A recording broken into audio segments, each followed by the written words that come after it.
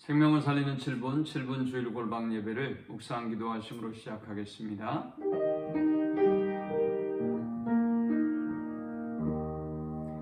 하나님 감사합니다. 복된 성일에 주의 이름으로 예배케 하신 은혜에 감사합니다.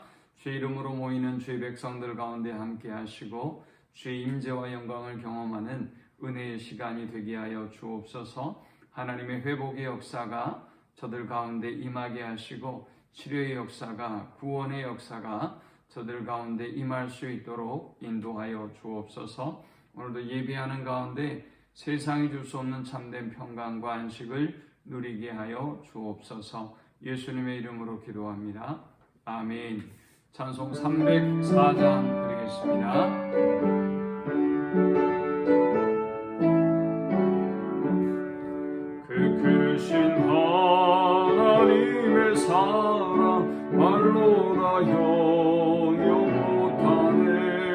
저 높고 높은 별 넘어 이 낮고 낮은 땅 위에 죄범한 영혼 구하려 그 아들 보내사 화목 제물 삼으시고 죄 용서하셨네.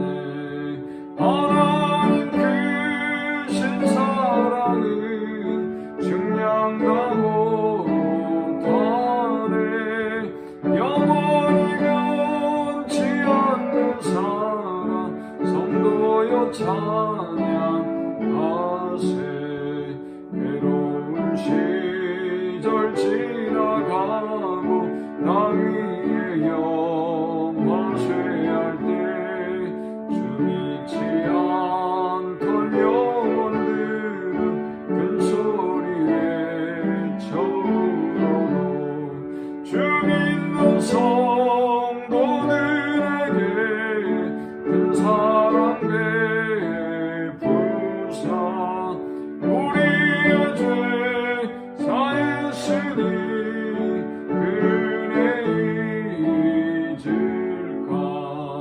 하나님 크신 사랑은 증량다 못하며 영원히 변치 않는 사랑 성도여 찬양하세. 하늘을 두루마리 삼고 바다를 먹물 삼아도 하나님의 사랑 다 기록할 수 없겠네. 하나님의 크신 사랑 그 어찌 다쓸까. 저를 높이 쌓아도 채우지 못하네. 하나님 크신 사랑은 증량다 못하네. 영원히 변치 않는 사랑 성도여 찬양하세. 오늘 이 시간에 주시는 살아계신 하나님의 말씀은 신약성경 누가복음 8장 10절에서 15절의 말씀입니다. 이르시되 하나님 나라의 비밀을 아는 것이 너희에게는 허락되었으나 다른 사람에게는 비유로 하나니 이는 그들로 보아도 보지 못하고 들어도 깨닫지 못하게 하려 함이라. 이 비유는 이러하니라. 씨는 하나님의 말씀이요 길가에 있다는 것은 말씀을 들은 자니 이에 마귀가 가서 그들이 믿어 구원을 얻지 못하게 하려고 말씀을 그 마음에서 빼앗는 것이요 바위 위에 있다는 것은 말씀을 들을 때에 기쁨으로 받으나 뿌리가 없어 잠깐 믿다가 시련을 당할 때에 배반하는 자요. 가시떨기에 떨어졌다는 것은 말씀을 들은 자이나 지내는 중 이생의 염려와 재물과 향락의 기운에 막혀 온전히 결실하지 못하는 자요. 좋은 땅에 있다는 것은 착하고 좋은 마음으로 말씀을 듣고 지켜 인내로 결실하는 자니라. 아멘. 예수님은 오늘 이 본문을 통해서 인간의 마음의 중요성을 설명하시면서 우리의 마음을 잘 지켜서 좋은 열매를 맺기를 권면하고 있습니다. 러시아의 문호인 도스토옙스키는 인간의 마음이 신과 악마의 싸움의 장이라고 했습니다. 그러므로 우리의 마음에는 치열한 영적인 전쟁이 날마다 시시때때로 일어나고 있는 것입니다. 농작물을 심지 않고 묵혀두는 밭을 묵은 밭이라고 합니다. 묵은 밭은 참 놀랍게도 누가 뿌리지 않음에도 불구하고 잡초가 금세 무성해집니다. 또한 거친 돌들이 위로 튀어나오게 되면서 더 이상 이곳이 밭인지 아니면 그냥 황무한 땅인지 알지 못하도록 순식간에 변해버리고 맙니다. 코로나 이후에 우리의 영적인 삶도 역시 마찬가지일 것입니다. 우리가 말씀을 가까이 하지 못하고 또 깨어 기도하지 못하고 영적인 삶을 날마다 사모하는 마음으로 하나님 앞에 근신하고 깨어있지 못했다면 우리는 어느새 우리는 인정하지 않지만 황무한 땅이 되어버린 우리의 모습을 발견하게 될 것입니다. 본문을 통해서 예수님은 4가지의 밭을 통해서 인간의 마음의 상태를 설명하고 있습니다. 먼저는 길가와 같은 마음입니다.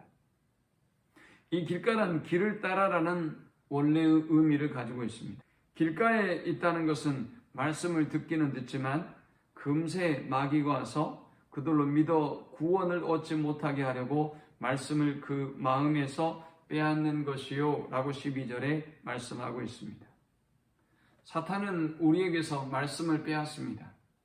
우리로 하여금 구원을 얻지 못하도록 하나님의 말씀이 뿌려지면 금세 우리의 말씀을 빼앗아 가버리는 것입니다. 두 번째, 바위와 같은 마음입니다. 6절에 더러는 바위 위에 떨어짐에 싹이 났다가 습기가 없으므로 말랐고 라고 말씀합니다. 마태복음 13장과 마가복음 4장에는 흙이 얇은 돌밭으로 이 밭을 설명합니다. 그런데 누가는 바위 위의 밭으로 설명하고 있습니다. 딱딱한 바위를 의미하는 것이 아니라 바위 위에 약간의 흙이 덮여있는 밭을 의미합니다. 이런 밭에는 씨앗이 떨어지면 싹이 납니다. 13절은 이 밭에 대해서 이렇게 설명합니다. 바위 위에 있다는 것은 말씀을 들을 때 기쁨으로 받으나 뿌리가 없어 잠깐 믿다가 시련을 당할 때 배반하는 자요 라고 했습니다. 이 바위와 같은 마음은 감정에 치우친 영적인 삶을 살고 있는 사람들을 의미합니다. 이 사람들은 감정의 기복이 심합니다. 감정에 따라서 믿음이 좋은 모습을 보이기도 하고 또 감정이 상해서 순식간에 하나님의 말씀이 말라 죽어버리는 이러한 결과를 가져오기도 하는 것입니다. 고난과 핍박이 와도 어떤 어려움과 갈등과 문제가 생겨도 이 사람들은 열매를 맺지 못합니다. 그들은 그 씨앗을 빼앗겨 버리고 말고 또 믿음을 배반하고 마는 것입니다. 세 번째 밭은 가시떨기와 같은 마음입니다.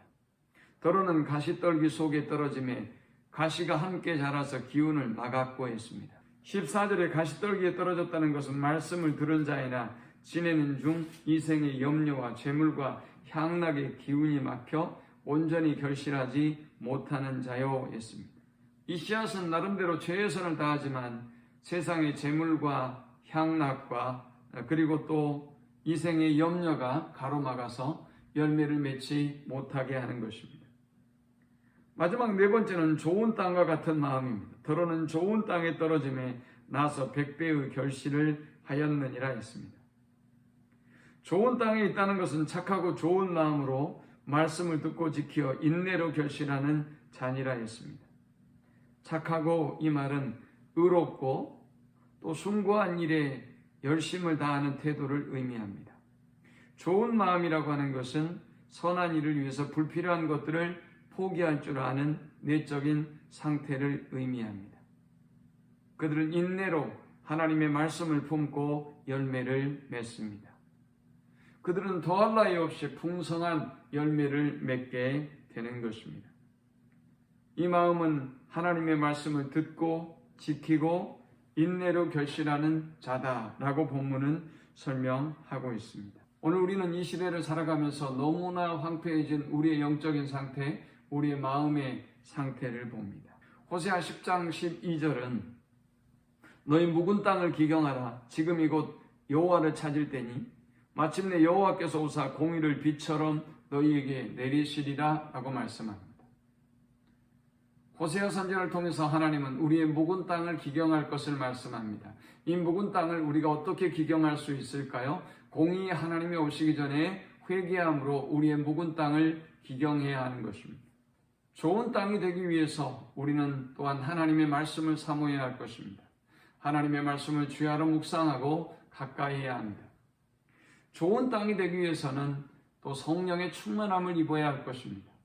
날마다 세상의 생각을 멀리하고 성령에 민감하고 순종하는 삶을 살아갈 때 우리는 좋은 밭이 되고 그리고 열매 맺는 밭이 될 것입니다.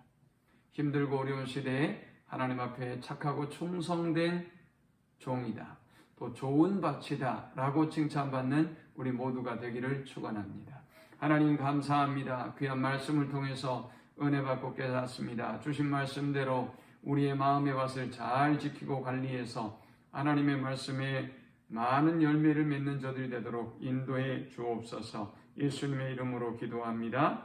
아멘. 지금은 우리 주 예수 그리스도의 크신 은혜와 성부 하나님의 극진한 사랑과 성령의 인도 보교통 충만케 하시니 우리의 마음의 밭을 잘 가꾸고 또 좋은 열매를 인내함으로 맺기를 소망하는 모든 성도들의 머리 위에 지금부터 영원토록 함께 있을지어다.